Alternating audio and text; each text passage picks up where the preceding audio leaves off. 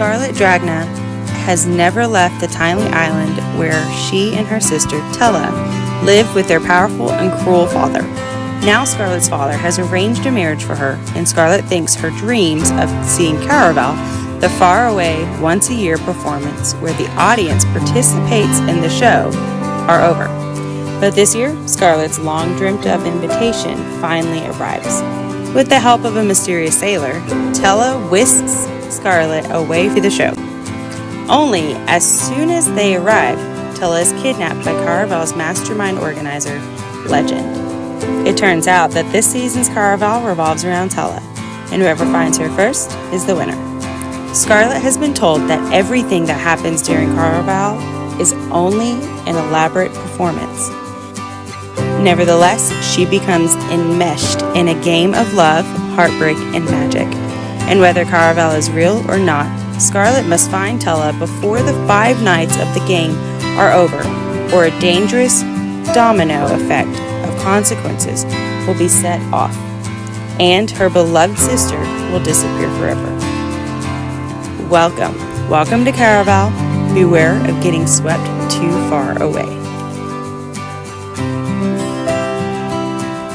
Welcome back, cottagers. I am Maddie Sanderson, and we are doing another episode of Books and Baking. Today, I am going to be baking 2 different types of breads. I'm doing a regular sandwich bread, and I'm also doing a cinnamon raisin bread from the same loaf, so it's not your regular type of cinnamon raisin bread, but we still love it.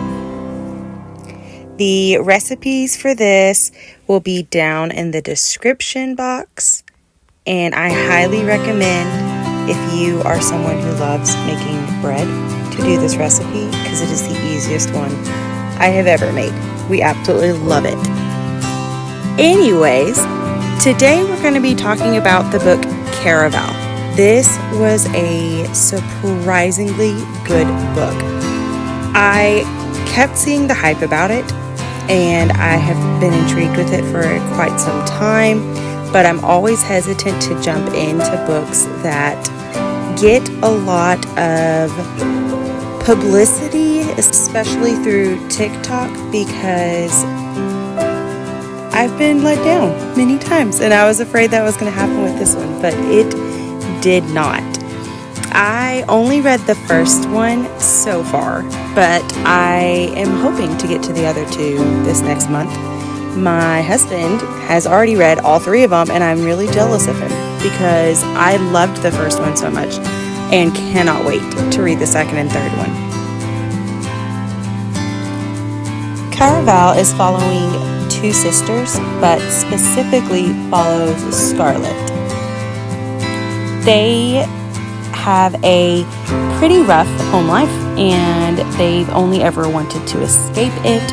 And so part of that is Scarlet agrees to be married to someone. We don't know who they are. She doesn't know who they are. But there has been some correspondence between them for a little bit. But she keeps hoping that she can be taken to Caraval. Caraval is a once-a-year competition in a way.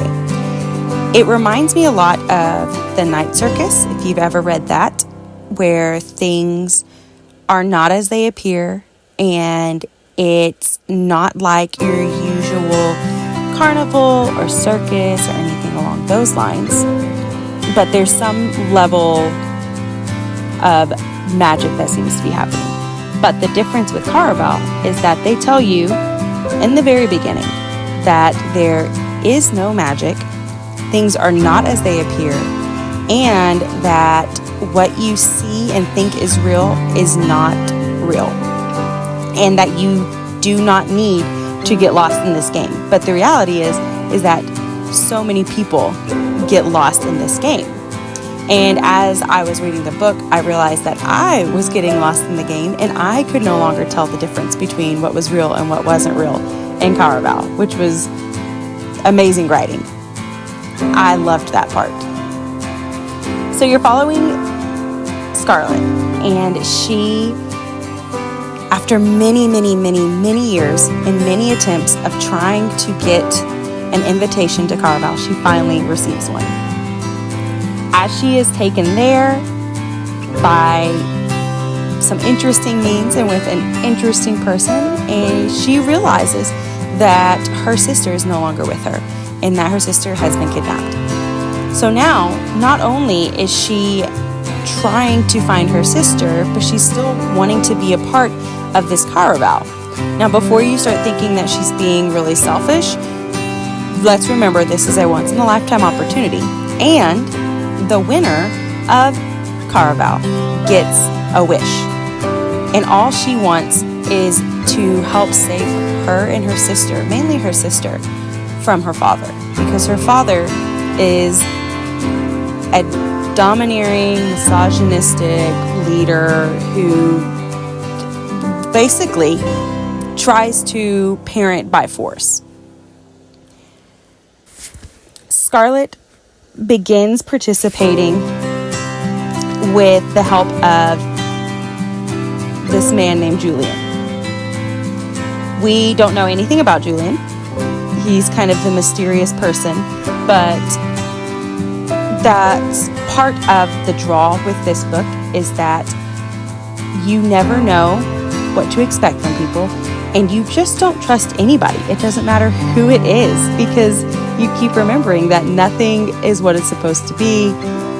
And Julian seems to know more than he's letting on, but then Scarlett keeps meeting other people who seem to know more than she ever thought possible. There are people who have played in Caraval before. There are people who work for Caraval, and she just cannot figure out what is going on. And neither can you. It's pretty great that way. One of my favorite parts about this book is that there is this dress that Scarlett gets. And this dress is my favorite part because of the fact that even though it's just this inanimate object, the reality is that this dress changes its appearance, its color, its shape, all the different things based off of what Scarlett is feeling and kind of what's going on in the area. And so sometimes that thing is just so sassy, and I absolutely loved the dress. It's one of my favorite parts of the entire book, and it was such a clever thing. It didn't have to be included, but it was, and it made the book so much better. You're following Scarlett and her dress through this entire adventure where things are just getting tossed and turned upside down constantly. You think she's figured it out. She thinks she's figured it out, and then she realizes, oh, I didn't know anything, or that wasn't at all where I was supposed to be going, or this isn't real at all, or this is real.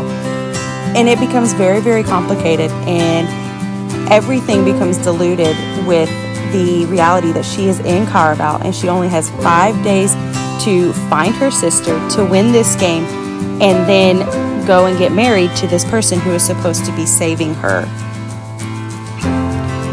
During this whole time of the game, crazy stuff is happening. There's murders that are taking place.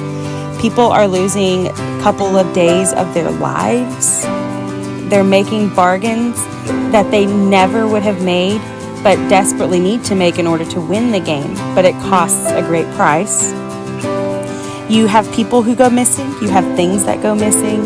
You have mysterious tunnels. You have mysterious events that are happening. It is a wild ride, but I'm telling you, you need to buckle up and just read the book because it is so well done. And it is one that keeps you guessing, and it's one that gets you excited and amped up to read the next book. So I hope that I have convinced you to go and read this wonderful book. And if not, that's okay. But if so, let me know down in the comments. I am so thankful for every single one of you. It means the absolute world to me that you're here. And I do ask that if you have not already, please like, comment, and subscribe. It really helps my channel to grow, and it really helps me be able to create more content that I absolutely adore making. Thank you guys for being here, and I'll see you guys next time. Bye.